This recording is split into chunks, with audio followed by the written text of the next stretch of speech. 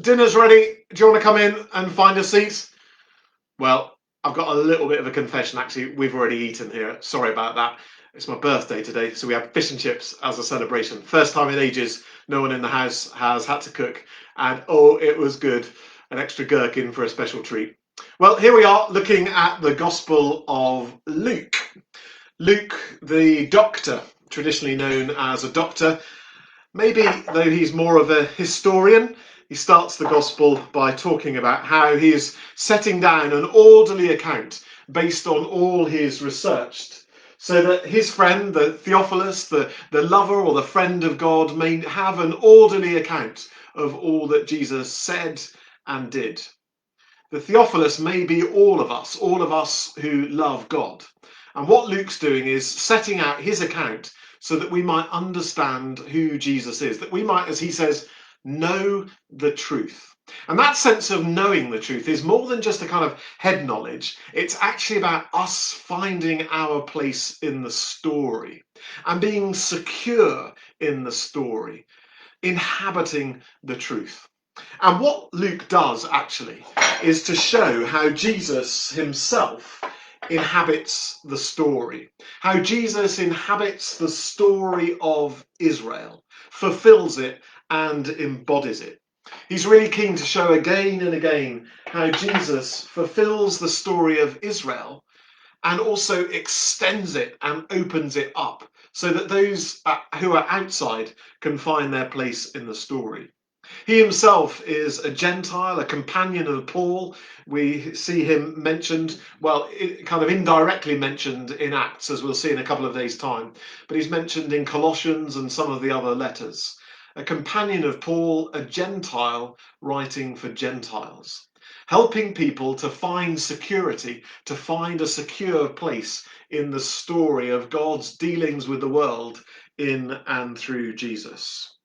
It's a wonderful narrative, and much that we have to thank Luke for, because it's due to him that we have some of the best known and best loved parables. The parable of the Good Samaritan in Luke chapter 10, the parable of the lost sheep, the lost coin, and the lost son, the prodigal son, in Luke chapter 15. They're only in Luke. It's him that we've got to give thanks to for recording those parables for us. What Luke does is uses the Gospel of Mark, the narrative there, but he condenses it. So if you look at the parable of the sower in Mark 4 and compare it to Luke's treatment in Luke 8, you'll see how he uses many less words. Mark takes, I think it's something like 150. Luke covers it in 90 words. He just wants to cover the ground, and then he spends more time not on the narrative, but unpacking it, putting blocks of teaching around it to illustrate, to help us understand what Jesus is doing.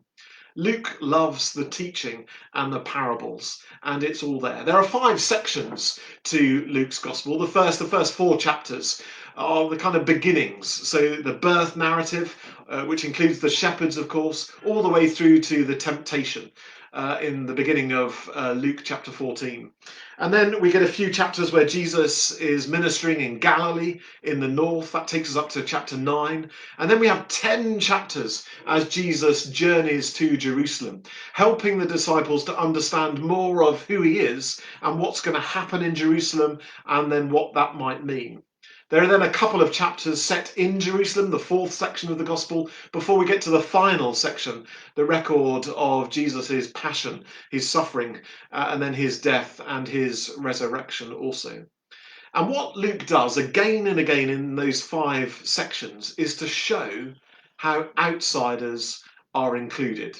As Luke is recording how Jesus finds his place in the story of God's people, the story of Israel, and fulfills their story, fulfills and embodies the story of the people of Israel, so again and again he shows us how people who are normally excluded from stories are included in the story of Jesus.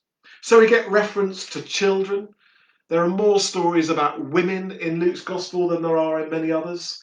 There's a focus on the poor and the outcast. There's a focus on sinners. It's there right at the beginning of the gospel, actually. Who are the first visitors to Jesus as he's laid in the manger? Well, in Matthew, we have those strange visitors from the east, the wise men, the magi.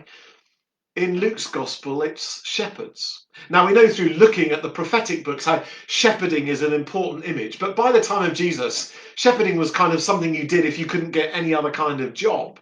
It wasn't something you longed that little Johnny would grow up and do. No, it was a job that you did if you could find nothing else. You were out at night in the dark and the cold at risk of attack from bandits and wolves. It wasn't a glamorous occupation. And yet it's to those people that the angel appears, telling them of what has happened and encouraging them to go down into Bethlehem and to see the baby. And down they go, the first human eyes other than Mary and Joseph to see God made flesh, smelly old shepherds from up in the hillside.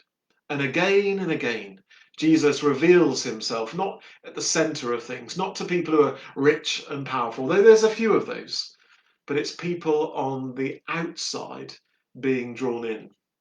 And that's what Luke wants us to know, that there is a place set for us in this story.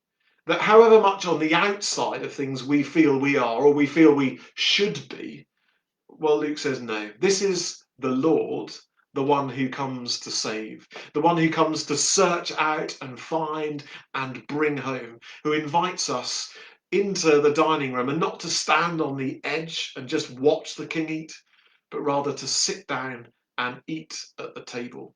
The one who sets a place for us and invites us to sit and eat with him. Jesus personifies, embodies love that bids us welcome, that says, come, sit and eat. So as you read Luke's gospel for yourself, see how Jesus invites you in to find a place in his story. And see also how he invites all of those other people, many of whom you might feel uncomfortable about sharing in an invitation into this story around this table. But all of them, like me, like you, are invited. There's a place for everyone in this story. There's a place for everyone in this Gospel of Luke.